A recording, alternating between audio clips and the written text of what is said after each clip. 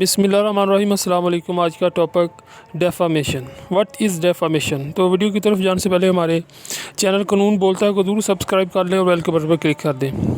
तो आज हम डिस्कस करेंगे कि व्हाट इज़ डेफामेशन। तो ये एक शॉर्ट सी वीडियो है डेफामेशन का, सिर्फ मैं आइडिया शेयर करूँगा और ये क्वेश्चंस जो क्वेश्चन है डेफामेशन का, ये काफ़ी इंपॉर्टेंट है।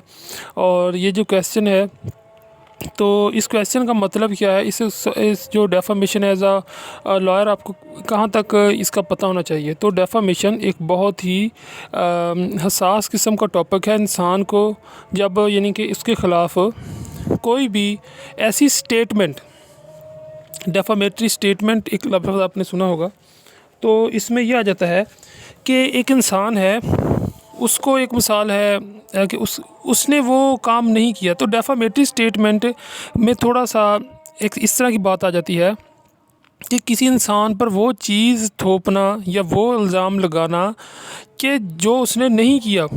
ठीक है, डेफामेटरी को समझने के लिए ज़रूरी है कि एक तो वो चीज़ होती है कि अगर एक मिसाल है किसी इंसान ने करप्शन की, एक मिसाल है, तो आप एक मिसाल उसके ऊपर कोई वीडियो बना के यूट्यूब पर अपलोड कर देते हैं, कोई फेसबुक के ऊपर उसकी तस्वीर के साथ लिख देते हैं कि इसने करप्शन किया या ये किया वो किया है। या एक मिसाल है टीवी के ऊपर न्यूज़ चल पड़ी कि ये इस बंदे ने करप्शन किया है फ़लाँ ने, और ये इस महकमे के अंदर किया करप्शन, और इसको जो है वो ये चार्जेस हुए हैं, या इसने इस तरह पाकिस्तान का पैसा लूटा है। तो इसमें जो है वो इसको डेफामेशन नहीं कहेंगे, क्योंकि वो उसने क्राइम किया है, तो उसको जो है वो इन्फॉर्मेशन न्यूज़ चलनी चाहिए। ठीक है, वो तो मुजरम हुआ। लेकिन ये defamatory statement is statement that when any person upload any kind of media on any forum like a newspaper, like social media and other sources which socialize the people like Facebook, Twitter, YouTube, and these are the modern sources, and like a newspaper, billboards वगैरह, जिस तरह की तमाम ये चीज़ें हैं। तो वहाँ पर जब वो उसको लिखेगा, उसके बारे में गलत किस्म का तासुर देगा, गलत किस्म की उसके ख़िलाफ़ पंपिंग करेगा, प्रिंट आउट निकालेगा, उसके जो होते हैं दूसरे पेपर निकालेगा कि ये बंदा करप्ट है, ये वो, और अब वो बंदा करप्ट नहीं है। ठीक है, उसके ऊपर बिला वजह से उसको ज़लील करना माशरे में मकसूद है।